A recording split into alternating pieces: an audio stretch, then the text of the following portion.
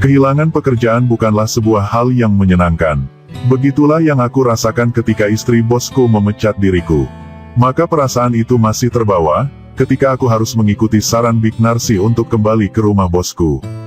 Tadinya aku ingin membatalkan niatku menemui Bu Mita istri bosku. Sebab kupikir aku sudah dipecat olehnya, dan aku pun sudah menerima gaji terakhirku.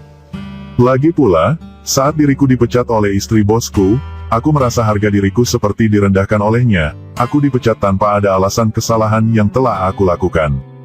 Namun, Big Narsi dengan gigih terus memberi semangat padaku. Dia meminta aku untuk sedikit saja menurunkan rasa egoku. Kata Big Narsi, kamu itu masih muda Wan, dan ingat kamu itu bukan berasal dari keluarga kaya raya yang tanpa bekerja pun kamu bisa hidup bermewah-mewahan.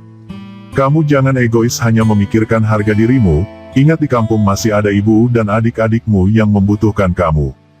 Kalau kamu nggak kembali bekerja hanya karena gengsi untuk menemui Bu Mita, bagaimana kamu bisa mengirimkan uang untuk kebutuhan ibu dan adik-adikmu Wan? Tandas Big Narsi. Aku tak menjawab nasihat Big Narsi, hanya berbaring di kasurku sambil menatap dia yang masih sibuk mengenakan hijab di depan cermin dinding kamar kontrakanku. Pagi itu Big Narsi kembali mengenakan bajunya yang kemarin, maklum saat datang ke rumah kontrakanku dia sama sekali tak membawa pakaian ganti. Masih jam 8 pagi, namun Big Narsi sudah rapi.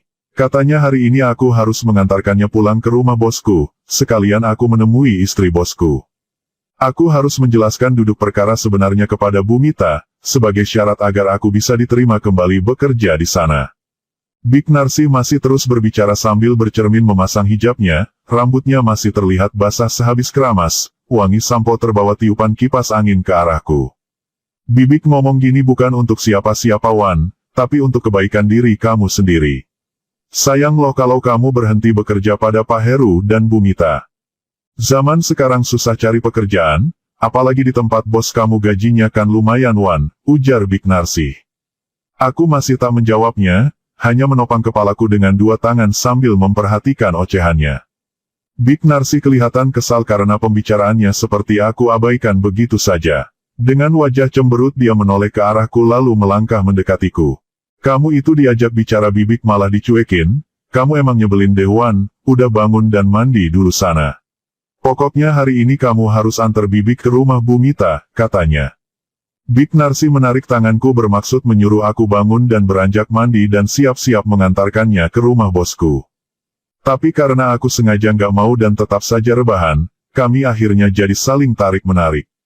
Entah kenapa pagi itu, aroma wangi sampo dan parfum yang menyapu hidungku, kembali menumbuhkan rasa inginku. Saat itu bukannya menuruti perintah Big Narsi untuk bangun dan mandi, aku malah mulai merasakan sudah mulai bangun kembali. Kutarik tangan Big Narsi yang mencoba menarik tanganku, hingga dia terjerembab dalam dekapanku. Aroma tanah sisa terguyur hujan semalaman masih terasa menyisakan becek di halaman rumah kontrakanku. Sesekali suara cipratan air terdengar setiap kali ada mobil atau motor yang melintas dan tanpa sengaja melindas lubang kubangan becek yang tertutup air keruh. Matahari yang masih malu-malu menampakkan sinarnya karena terhalang mendung, membuat suasana pagi itu sangat sejuk.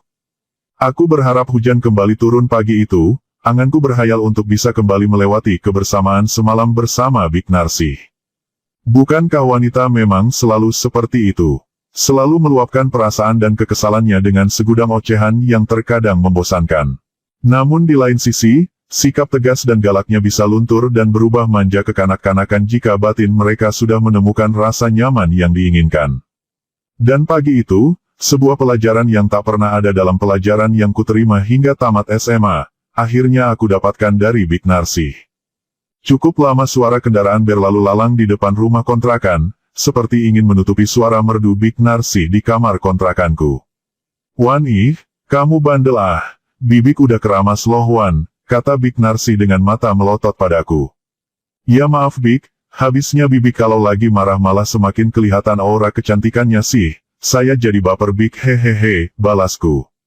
Big Narsi masih memasang wajah cemberutnya, tapi kali ini disertai segurat senyum lega dan bahagia. Udah ah, Bibik jadi capek kan harus keramas lagi Wan, kamu emang bandel ketusnya sambil mencubitku. kemudian bangkit dan beranjak ke kamar mandi. Aku cuma tersenyum melihat tingkah Big Narsi, kususul dari belakang dan berkata, biar nggak capek sini saya bantu keramasnya Big, candaku. Rumah kontrakanku hanya sebuah rumah lama sederhana. Hanya ada sebuah beranda kecil di depan, ruangan kamar tidur dan sebuah kamar mandi di dalam. Letaknya pun sendirian, di ujung jalan yang berbatasan dengan kebun dan persawahan. Namun jalan di depan rumah kontrakan cukup ramai karena merupakan jalan penghubung pemukiman ke pasar tradisional kecamatan. Dulunya rumah ini adalah gubuk persinggahan, yang dimanfaatkan Bu Marni ibu kosku bersama suaminya ketika hendak melihat hasil panen di ladang mereka. Namun semenjak suami Bu Marni meninggal 5 tahun yang lalu, rumah ini tak pernah lagi dimanfaatkan. Bu Marni terpaksa menjual sepetak ladang kebunnya untuk membiayai pengobatan sang suami hingga tutup usia. Selain itu, sepeninggal mendiang suaminya, Bu Marni juga membutuhkan modal untuk membuka usaha di komplek perumahan di mana dia tinggal. Aku beruntung bisa menemukan dan mengontrak di rumah ini. Saat itu aku baru saja merantau ke kota dan masih bekerja di sebuah warung makan di pasar kecamatan. Ketika pertama kali bertemu Bu Marni, dia berkata padaku, ya nggak apa-apa kamu tempati saja rumah ibu ini, soal biaya nggak usah terlalu kamu pikirkan. Nanti kalau kamu sudah dapat pekerjaan yang lebih menjanjikan, kamu bisa membayar sewanya, ibu nggak terlalu mempermasalahkan soal bayaran. Lagi pula sudah 5 tahunan rumah ini kosong, ya hitung-hitung kamu bisa sambil membantu ibu merawat dan menjaga rumah ini ya Wan, kata Bu Marni saat itu. Selama hampir setahun menempati rumah kontrakan ini, hubunganku dengan Bu Marni ibu kosku berjalan wajar dan baik-baik saja. Apalagi baru 2 bulan mengontrak rumahnya, aku sudah bisa membayar uang sewanya karena saat itu aku sudah diterima bekerja sebagai sopir di kantor Pak Heru bosku. Terkadang aku membayar uang sewanya langsung ke rumah Bu Marni di kompleks perumahan yang letaknya setengah jam perjalanan dari kontrakan. Akan tetapi sekali waktu, Bu Marni yang datang ke rumah kontrakan jika aku libur atau bertepatan dengan hari Minggu. Jujur saja, semenjak mendapat pengalaman hidup dari Big Narsi, aku jadi berpikir bahwa selama ini aku sudah sangat naif dan mengabaikan Bu Marni. Jika ku ingat kembali, sebenarnya sudah cukup lama Bu Marni menyampaikan pertanda dan sinyal akan maksudnya, yang seharusnya bisa aku pahami dari dulu. Aku mulai menyadarinya dengan membandingkan sikap Big Narsi kepadaku. Kupikir, Bu Marni juga seperti itu, hanya saja aku yang masih terlalu lugu tak bisa memahami apa maksud ibu kosku selama ini. Bu Marni berusia sekitar 46 tahun, dan sejak anaknya menikah, dia tinggal sendirian di komplek perumahan hanya ditemani seorang pembantu rumah tangga. Suatu ketika Bu Marni pernah menawari aku untuk menginap di rumahnya. Ketika itu, aku datang ke rumahnya sudah cukup malam untuk membayar uang sewa kontrakan. Aku baru bisa ke rumahnya sekitar jam 10 malam, karena saat itu aku sendiri baru bisa pulang setelah mengantar bosku yang ada rapat akhir tahun di kantornya. Pas aku datang, Bu Marni sudah menyiapkan aku hidangan makan malam. Dia pun sengaja nggak makan karena ingin makan malam bareng denganku. Penampilan Bu Marni saat itu memang berbeda dari biasanya. Dia kelihatan berdandan cantik sekali seperti hendak bepergian. Kalau kamu mau, malam ini kamu menginap saja di sini Wan, lagian sudah malam, besok kamu berangkat kerja dari sini saja, kata Bu Marni malam itu, sambil melemparkan tatapan yang mengandung umpan kepadaku. Namun tawaran itu kutolak dengan alasan belum terlalu larut malam dan aku biasa pulang malam dengan sepeda motor bututku. Lagi pula mana ada begal yang mau merampas motor butut yang pemiliknya pun nggak punya uang. Jika hitung sudah lumayan banyak kejadian di mana Bu Marni menawarkan menginap di rumahnya. Bahkan sekali waktu Bu Marni pernah main ke kontrakan aku sampai larut malam. Saat itu Bu Marni sepertinya ingin menginap di rumah kontrakanku. Tapi tetap saja aku antarkan dia pulang walau sudah larut malam. Semua ingatanku tentang sikap dan tingkah laku Bu Marni terhadapku jadi terlintas kembali begitu saja, di saat aku berbagi canda dan kebahagiaan pagi itu bersama Big Narsi. Kuingat juga pagi itu Bu Marni sempat datang karena berpikir aku akan pulang kampung, namun dia kembali pulang setelah mengira Big Narsi adalah adik ibuku yang datang dari kampung halaman. Dalam hati aku berkata, betapa naifnya diriku yang tak bisa menangkap sinyal dan pertanda isyarat yang selama ini ingin diungkapkan oleh Bu Marni. Bukankah ada juga wanita yang tak bisa secara gamblang menyampaikan keinginan dan isi hatinya kepada lelaki? Bukankah tidak semua wanita punya karakter dan jiwa yang terbuka dan apa adanya seperti Big Narsi? Sekitar jam 10 pagi setelah rapi kembali, aku dan Big Narsi bersiap untuk pergi.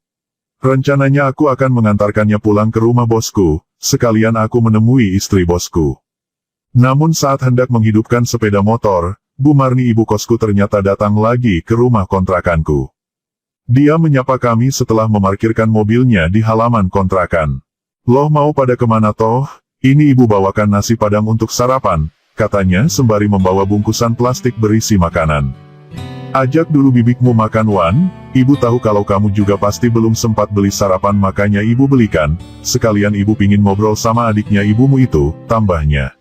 Big Narsi kelihatan salah tingkat karena ibu kosku terlanjur percaya akan kebohongannya yang mengaku sebagai adik dari ibuku di kampung. Pagi itu kami pun batal pergi dan kembali masuk untuk menghargai kebaikan Bu Marni ibu kosku. Ketika sarapan nasi padang bersama Bu Marni dan Big Narsi di rumah kontrakanku, kami warnai dengan obrolan pagi yang cukup akrab. Tapi ada kecanggungan yang kulihat dari sikap Big Narsi, yang harus tetap berpura-pura menjadi adik dari ibuku, selama berbicara dengan Bu Marni. Apalagi beberapa kali Bu Marni ibu kosku menanyakan banyak hal tentang kondisi di kampungku. Tentu saja Big Narsi kebingungan menjawabnya, sebab dia memang tidak berasal satu kampung denganku. Bu Marni juga menanyakan tentang masa kecilku di kampung halaman dan seperti apa kondisi keluarga ibuku di sana. Big Narsi seketika terdiam ketika Bu Marni bertanya, "Oh ya Jeng, sebenarnya si Wawan ini sudah ada yang memiliki belum sih di kampung halamannya?" tanya ibu kosku. Iya Jeng, Wawan belum ada yang memiliki kok. Boro-boro mau menikah dan punya istri, dia kan sangat pemalu sekali dan gak pernah dekat sama wanita, jawab Big Narsi. Ya nggak tahu juga sih, kalau selama setahun di kota ini Wawan sudah berubah dan sedikit lebih berani mendekati wanita, tambahnya seraya melirik ke arahku. Big Narsi kemudian bertanya balik kepada ibu kosku, "Ngomong-ngomong kenapa Jeng Marni menanyakan hal itu, apakah ada putrinya Jeng yang mau dijodohkan sama keponakan saya ini?" tanya Big Narsi. Saat itu giliran Bu Marni yang terlihat agak canggung dan sempat terdiam mendengar pertanyaan Big Narsi. Lalu katanya, "Oh enggak kok Jeng, anak saya cuma satu itu pun laki-laki dan sudah 3 tahun ini menikah. Saya cuma iseng bertanya, siapa tahu si Wawan berbohong kalau dia masih jomblo dan bujangan. Soalnya banyak loh kejadian di kota Jeng, pemuda ganteng kayak Wawan ngaku bujangan padahal sudah punya anak istri di kampung halaman," balas Bu Marni. Aku cuma senyum sendiri mendengar obrolan mereka, lalu ketika sedang seru ngobrol, HP Big Narsi berdering. Big Narsi menunjukkan HP-nya padaku, ternyata itu panggilan telepon dari Bu Mita istri bosku. Dede. Big Narsi terpaksa berbohong pada Bu Marni saat hendak menerima panggilan telepon. "Maaf ya Jeng, ini saya ditelepon sama suami di kampung mungkin mau menanyakan saya sudah sampai belum di tempatnya keponakan saya. Saya permisi keluar dulu Jeng untuk menerima telepon suami, Jeng Marni lanjutin ngobrol sama Wawan dulu ya," kata Big Narsi yang langsung keluar untuk menerima telepon dari Bu Mita. Saat Big Narsi keluar, aku pun membereskan sisa sarapan kami dan membawanya ke belakang supaya ruang kamarku nyaman untuk dipakai melanjutkan obrolan dengan Bu Marni ibu kosku. Akan tetapi saat itu Bu Marni malah ikut repot membantuku dan menyusulku ke belakang. Di belakang rumah kontrakan memang kumanfaatkan sebagai dapur sederhana dan juga tempat deit pakaian. Dede. Ketika itu Bu Marni berdiri di belakangku sehingga saat aku berbalik badan, kami jadi berdiri sangat dekat dan saling berhadapan. Kami sama-sama kaget karena saat itu tanpa sengaja aku menyenggolnya. Bu Marni yang hanya setinggi bahuku, kemudian mendongak sambil melempar senyum malu-malu kepadaku yang juga jadi sangat malu karena sempat menyenggol yang kusenggol barusan. "Maaf Bu, saya nggak sengaja karena saya nggak tahu kalau ibu ikut ke belakang sama saya," kataku mencoba menjelaskan karena takutnya aku dikira nggak sopan pada ibu kosku. "Ih kamu ngagetin ibu saja Wan, balik badan kok ngedadak gitu. Tapi ya udah gak apa-apa namanya juga rumahnya sempit dan kamu juga nggak sengaja kan, kata Bu Marni." Kulihat jelas wajah Bu Marni berubah merah merona saat itu, gesturnya juga seperti memancing perhatianku karena dia malah menutupin yang sempat aku senggol itu dengan tangannya. Sejenak kami saling bertatapan tanpa ada pembicaraan. Hal itu membuat jantungku jadi berdebar berada sedemikian dekat dengannya. Pikiranku seketika mengingat rangkaian peristiwa yang kualami dengan Big Narsi semalam dan pagi tadi. Jiwa mudaku seperti bergejolak di saat tatapan mata Bu Marni seolah ingin menembus desir jantungku yang mulai berdetak tak menentu. Tahi lalat di atas bibirnya membuat wajah Bu Marni yang keibuan semakin anggun bila mengulas senyuman. Aku semakin tak menentu rasanya ketika tiba-tiba Bu Marni meraih tanganku dan menggenggamnya. Namun seketika juga aku jadi kaget bukan main saat Bu Marni berbisik pelan kepadaku. "Wan, ibu tahu kalau kamu sedang berbohong sama ibu, wanita itu bukan adik dari ibumu di kampung kan? Kamu bohong Wan," ujarnya lirih dengan sorot mata penuh selidik seolah berharap kejujuran dariku. Seketika pikiranku seperti dipenuhi kebingungan yang sangat rumit saat itu, aku bagai berada dalam kerumitan yang aku sendiri tak tahu jalan keluarnya. Bu Marni ternyata tipe wanita yang sangat detil dan sangat teliti. Selama berbincang dengan Big Narsi diam-diam Bu Marni merasakan ada yang mencurigakan pada kami. Aku hanya tertegun dan merasa jengah dengan tatapan mata Bu Marni saat itu. "Kamu nggak mungkin berbohong lagi Wan, mana ada seorang bibik yang mengunjungi keponakannya di kota tanpa membawa tas pakaian," kata Bu Marni. "Lagi pula kalau benar dia itu adik dari ibumu, kenapa dia sampai tidak tahu nama asli ibumu Wan? Ibu juga bisa merasakan gelagatnya Wan, cara dia melihat dan melirik kepada kamu bukan sebuah lirikan wajar dari seorang bibik kepada keponakannya. Bagaimanapun ibu juga seorang wanita Wan, ibu bisa memahami mana sorot mata yang wajar dan mana tatapan mata yang mengandung keinginan dari seorang wanita," kata Bu Marni. Kurasa saat itu aku tak mungkin lagi berbohong dan menutupi apa yang sebenarnya dari Bu Marni. Detak jantungku yang tadinya penuh nuansa romantis seketika berubah menjadi debaran penuh kegelisahan dan kekhawatiran. Terlintas dalam benakku, bahwa hari itu aku hanyalah seorang pemuda pengangguran yang baru saja dipecat oleh istri bosku. Aku hanya pemuda pengangguran dengan uang 5 juta sebagai gaji terakhirku. Tentu saja aku harus bertahan dengan uang itu sampai aku bisa mendapatkan pekerjaan yang baru, atau kembali diterima bekerja pada bosku. Bagaimana kalau karena kebohonganku ini, Bu Marni kemudian mengusirku dan tidak sudi lagi menerimaku menyewa rumah kontrakannya? Sejuta pikiran bergelayut di kepalaku, aku sangat bingung bagaimana menjelaskan semuanya pada Bu Marni. Namun di saat aku sudah benar-benar seperti terjebak di jalan buntu, Bu Marni semakin erat menggenggam tanganku. Wanita dengan perawakan yang masih sangat ideal itu seketika mendekatkan wajahnya padaku. Jiwaku kembali meronta dan membayangkan sesuatu yang akan kualami, namun dugaanku salah. Dia hanya mendekatkan wajahnya sambil berbisik padaku. "Ibu tahu Wan, kamu harus menyelesaikan masalahmu, sekarang selesaikan dulu masalahmu. Ibu akan menunggumu nanti malam di rumahku, kamu harus menjelaskan semua kebohonganmu," tegasnya. Bu Marni kemudian menghempaskan tanganku lalu melangkah ke depan, tanpa memberi aku kesempatan untuk menjawab dan menjelaskan apapun saat itu. Di beranda depan, Big Narsi baru saja selesai menerima telepon, dia nampak terkejut juga melihat Bu Marni ibu kosku yang keluar dengan wajah terlihat kesal, dan langsung saja naik ke mobilnya lalu pergi tanpa mengucapkan salam kepada kami. Aku dan Big Narsi hanya berdiri terpaku di halaman hingga mobil Bu Marni perlahan menghilang di pengkolan depan. "Ada apa toh Wan, kok ibu kos kamu tiba-tiba pulang dan sepertinya sangat kesal padamu?" tanya Big Narsi. Ku jawab, "Ibu kos saya sudah mengetahui kalau Bibik bukan adiknya ibu saya Big. Sekarang sebaiknya Bibik pulang saja ke rumah Bu Mita Big," kataku. "Waduh kok bisa ketahuan Wan, Bibik jadi merasa bersalah sama kamu Wan," balas Big Narsi sambil kami melangkah masuk kembali ke rumah kontrakanku. Di situ, Big Narsi mengatakan sebenarnya dia juga akan pulang karena tadi Bu Mita meneleponnya. Big Narsi tidak mau aku antarkan ke rumah Bu Mita karena dia terlanjur bilang ke istri bosku kalau dia belum berhasil menemukan alamat rumah kontrakanku. "Bibik pulang pakai Grab saja nanti Wan, kamu nggak perlu mengantarkan Bibik karena nanti Bu Mita malah curiga sama Bibik," katanya. Big Narsi kemudian pulang ke rumah majikannya menggunakan mobil Grab yang dipesan. Saat itu sudah jam 4 sore, dan sejak jam 12 siang Big Narsi masih sempat meminta sekali lagi bersamaku. "Ya udah Wan, Bibik pamit dulu ya.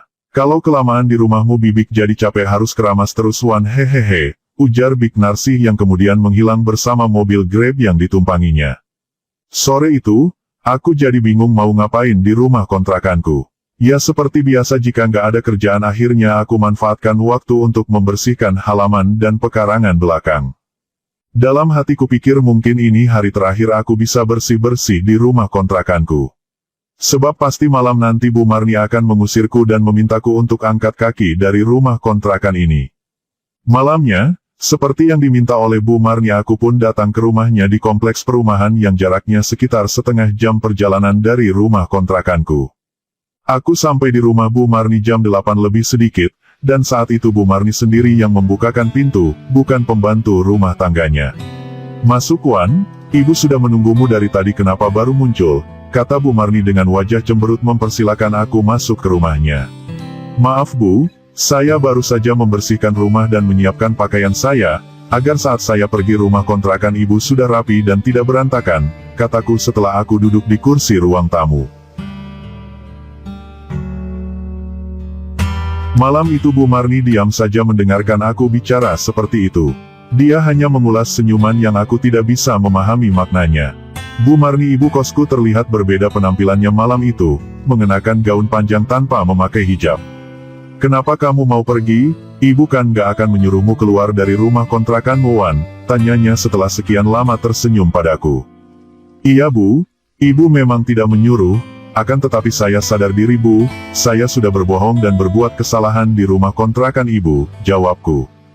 Saat itu kubuang pandanganku ke bawah melihat kaki-kaki meja dan keramik lantai di ruang tamu. Aku sama sekali tak kuasa jika harus beradu pandang dengan Bu Marni. "Nah benarkan apa yang ibu pikirkan tentang wanita itu, dan ternyata benar juga kamu mengakui kalau kamu bohong pada ibu Wan. Tapi ibu maklum akan keadaanmu Wan. Ibu tidak akan sampai hati mengusir kamu dari rumah kontrakan. Namun malam ini kamu harus menceritakan semuanya kepada Ibu Wan, apa masalah yang sedang kamu hadapi dan siapa wanita itu, kenapa juga dia harus menginap di rumah kontrakanmu," kata Bu Marni dengan nada yang cukup tegas padaku. Seperti yang kuduga, Bu Marni memang tipe wanita yang sangat detail dan teliti, dia memintaku menceritakan semuanya malam itu. Aku awalnya ragu, kalau hanya soal masalahku sampai dipecat sama istri bosku mungkin aku bisa menceritakannya. Akan tetapi tentang Big Narsih dan apa alasan dia menginap di rumahku, juga tentang apa saja yang sudah aku lakukan bersamanya, tentu saja aku tidak mungkin menceritakan dengan detail kepada Bu Marni. Sehingga setelah menceritakan tentang Bu Mila istri bosku yang telah memecat aku tanpa alasan, aku pun terdiam dan tidak melanjutkan ceritaku kepada Bu Marni.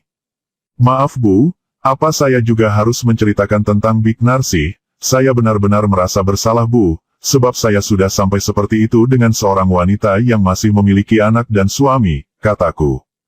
Entah apa yang ada di pikiran Bu Marni malam itu, setelah aku hanya bisa terdiam, dia malah melangkah dan berpindah duduk di sofa di sampingku. Bu Marni meletakkan satu tangan di atas kakiku, lalu dia berkata padaku dengan suara pelan dan lembut sekali. "Ayo Wan, ceritakan saja semuanya, kamu gak perlu malu kalau memang kamu merasa bersalah. Ibu janji gak akan memarahi kamu apalagi sampai mengusir kamu dari rumah kontrakan Wan, tapi ibu mohon kamu mau jujur dan terbuka pada ibu malam ini Wan," pinta Bu Marni. Darah di dalam tubuhku seperti mengalir lebih cepat, karena saat mengatakan hal itu Bu Marni meraih tanganku dan menggenggamnya di atas lututku. Saat itu secercah keberanian seakan muncul dalam diriku. Aku membalas tatapan mata Bu Marni yang duduk di sebelahku. "Tapi Bu, apakah tidak akan menjadi masalah jika saya menceritakan semuanya? Apa nanti tidak didengar oleh pembantu rumah tangga Ibu?" tanyaku. Bu Marni malah tersenyum dan tertawa renyah sekali, katanya, "Ih kamu Wan, Ibu itu menyuruh kamu ke sini justru karena Mbok Darmi pembantu Ibu baru saja izin pulang kampung. Sebenarnya Ibu nyuruh kamu ke sini supaya kamu bisa jujur pada Ibu. Sekalian Ibu mau meminta kamu menemani Ibu dan tinggal di rumah ini sampai Mbok Darmi kembali dari kampungnya Wan," ujar Bu Marni. Mendengar ucapan Bu Marni hatiku jadi sedikit lega, sebab ternyata hanya ada kami berdua di rumahnya, sedangkan pembantunya sudah pulang kampung. "Ya sudah, nanti saja kami lanjutkan ceritanya Wan, sekarang Ibu mau ajak kamu makan malam, kamu pasti lapar dan belum makan kan? Kita ke dapur yuk. Ibu sudah menyiapkan menu yang sangat istimewa untuk kamu malam ini Wan," ujar Bu Marni sambil bangkit dari duduknya dan menuntun tanganku mengikuti langkahnya ke dapur.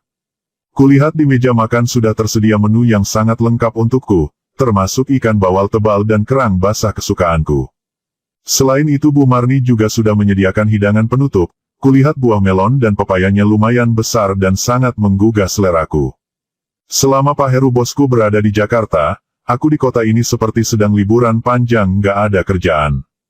Di satu sisi aku masih bekerja sebagai sopir bosku, namun di sisi lain aku juga sudah dipecat oleh istrinya bosku.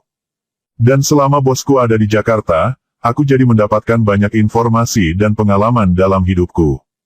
Bukan hanya dibikin pusing dengan masalah rumah tangga Pak Heru dan Bu Mita, aku juga pusing memikirkan hubungan rahasia antara bosku dengan Mbak Sari istri dari Bang Rudi, petugas security di kantor bosku. Dan aku semakin dibuat pusing dengan hadirnya Big Narsis serta Bu Marni dalam lembaran kehidupanku. Makan malam yang disajikan Bu Marni dan pembantunya yang ternyata disuruh mudik, serta permintaan ibu kosku supaya aku menemaninya menginap di rumahnya, tentu bukan sebuah hal yang kebetulan. Ketika mulai bersantap malam bersama, Bu Marni pun mulai memancingku dengan pertanyaan ringan yang menggiring aku untuk selanjutnya menceritakan secara jujur dan terbuka padanya.